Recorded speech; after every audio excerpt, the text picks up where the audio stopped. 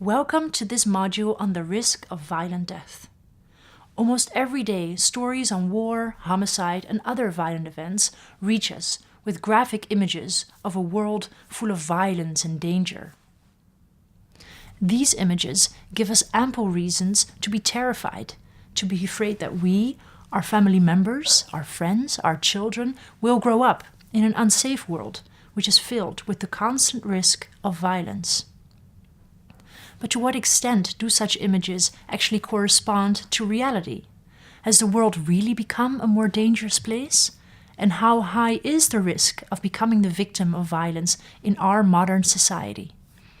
In order to address these questions, it is important to take a closer look at the concept itself.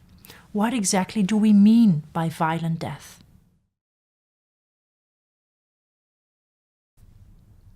As we can see in this graph, many types of violent death exist. These include killings in war or conflicts, outside conflicts, and self-inflicted deaths.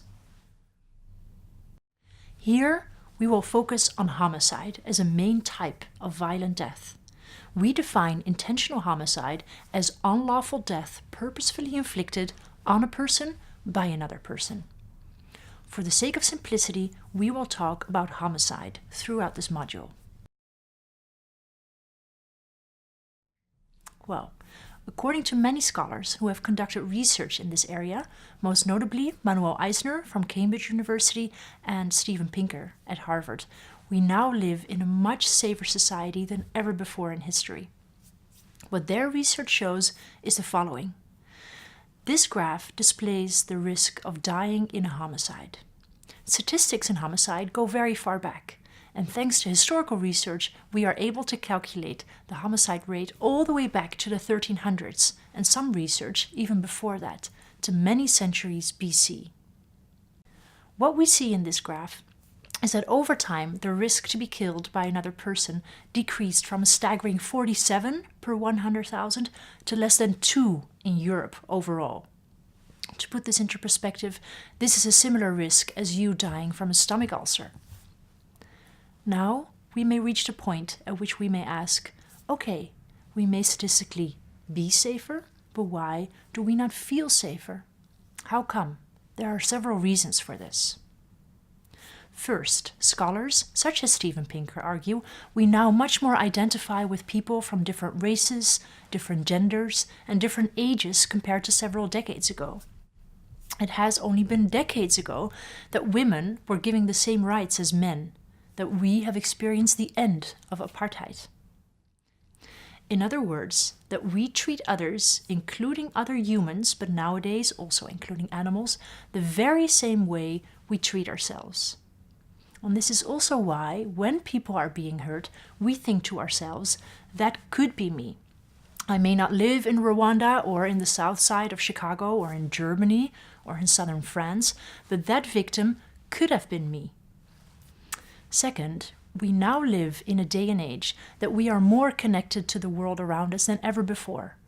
We have a 24/7 news cycle and we are constantly in touch with others around the world via Twitter, Facebook, and other types of social media.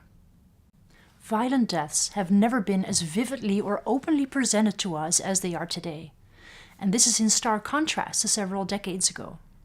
To give an example, it was not until the 1960s at the Eichmann trial that we became fully aware of the scope and horror of the Nazi concentration camps. At this trial, many Holocaust survivors came into the witness box and told the story of what had happened to them. And only then it became clear how extensive and industrial the nature of the deportations had been. The captured emotions at this trial were broadcasted on TV, reaching a large audience around the world, and this had tremendous impact. The Eichmann trial stood in contrast to the Nuremberg trials held more than a decade earlier that were mostly reported on in print rather than in moving images.